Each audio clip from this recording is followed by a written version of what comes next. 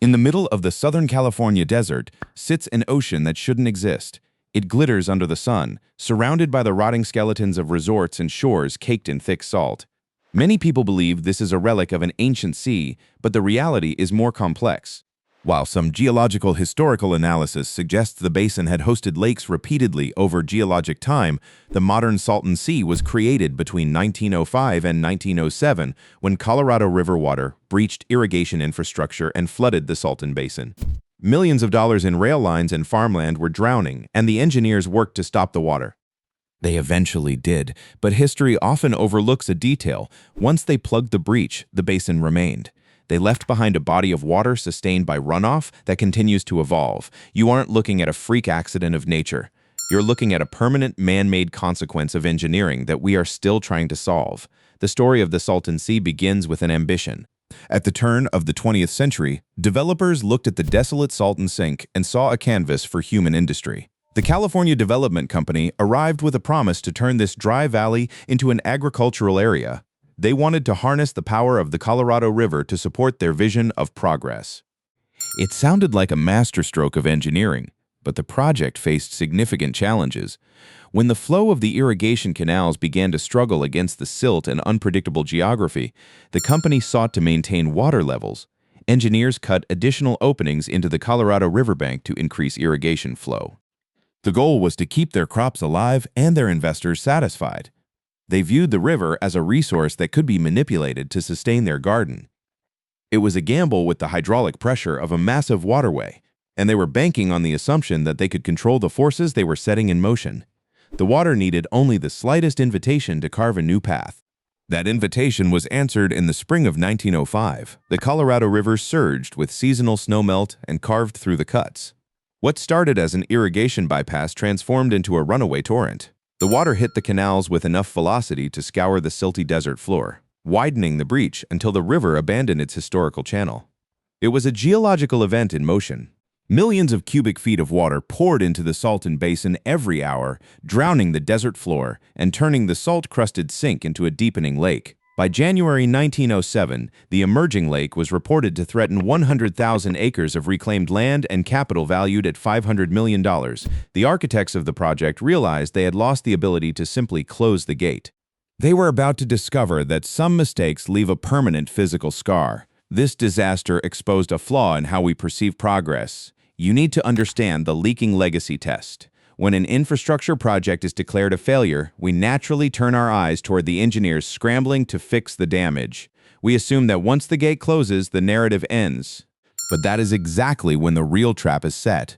The leaking legacy test appears to ask one simple question. When an infrastructure disaster is declared over, what is quietly sustaining the damage anyway? We focus on the massive breach in the riverbank because it is the loudest, most dramatic version of the story. However, by looking only at the event, we ignore the entirely separate system that filled the silence after it. When the Southern Pacific Railroad finally intervened, they played a critical role in emergency efforts to close the breach and stop the flooding. They plugged that hole and succeeded, but their success only closed one chapter.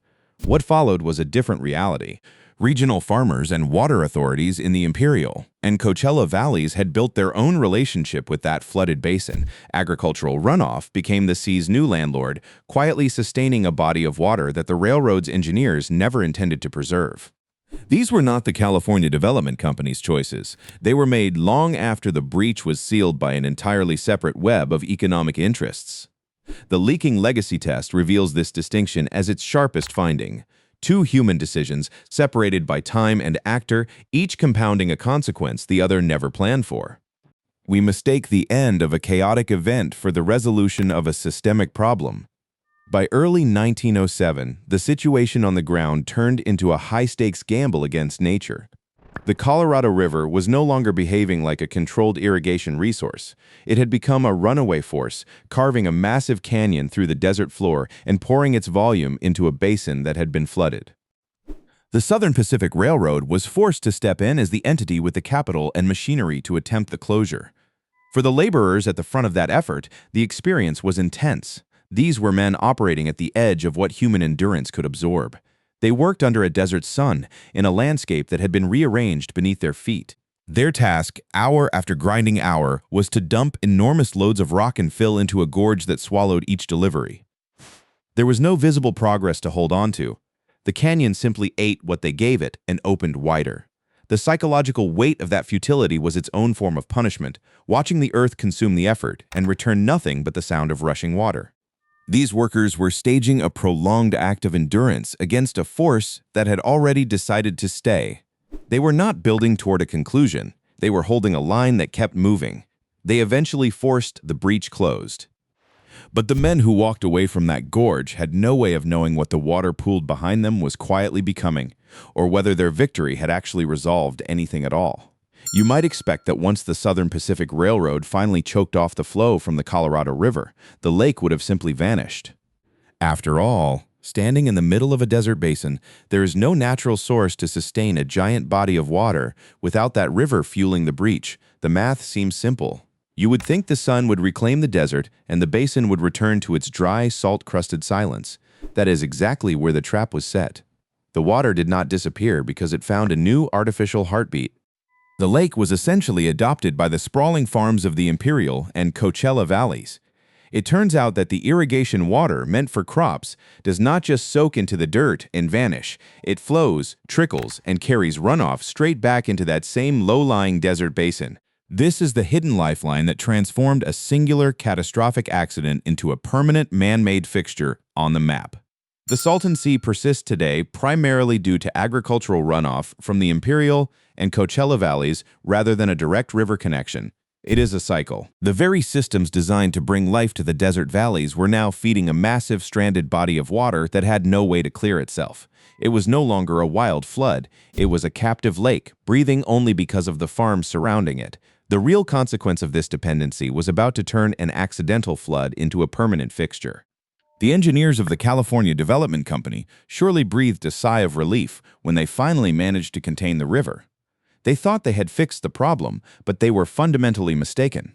The reality is that the Salton Sea ceased being an emergency and transformed into a permanent artificial fixture of the desert landscape. By creating a basin that relied on the continuous inflow of irrigation drainage to stay alive, they didn't solve the disaster. Instead, they baked it into the regional economy. Every drop of water used to green the Imperial and Coachella Valleys now acts as a life support system for a lake that was never supposed to exist. This creates a brutal, ongoing logic. The sea today is a hostage to the very development that brought it into the world. The modern decline of the Salton Sea is driven by reduced inflows, water transfer agreements, and evaporative loss. These aren't just natural fluctuations, they are the consequences of human water management.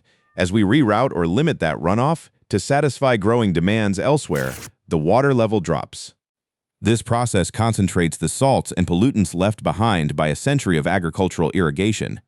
They stopped the river, but they never stopped the damage.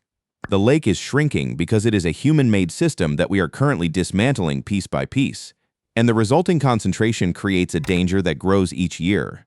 Think about the basic physics of a basin that receives everything but gives nothing back. You have an inland sea trapped in a blistering desert bowl, relying entirely on the return flow from industrial farming. Because there is no natural outlet for the water to escape, every gallon that enters carries an invisible cargo of minerals, salts, and fertilizers. Under the relentless desert sun, the water vanishes into the atmosphere, but the salt stays behind. The concentration of these minerals appears to have exceeded the capacity of local life to survive after the 1907 closure. The engineering of the Salton Sea was never meant to sustain a living ecosystem, but rather to manage the byproduct of a massive agricultural machine. As water transfer agreements tighten and inflows from the surrounding valleys are prioritized elsewhere, the lake is retreating from its own shores. As of the current era, dropping water levels expose vast, dry expanses of lake bed that are packed with years of concentrated pollutants and dried salts. When the winds sweep across this desert floor, they pick up that toxic dust and carry it straight toward local communities, permanently sealing the fate of the region through the simple, unrelenting mechanics of evaporation.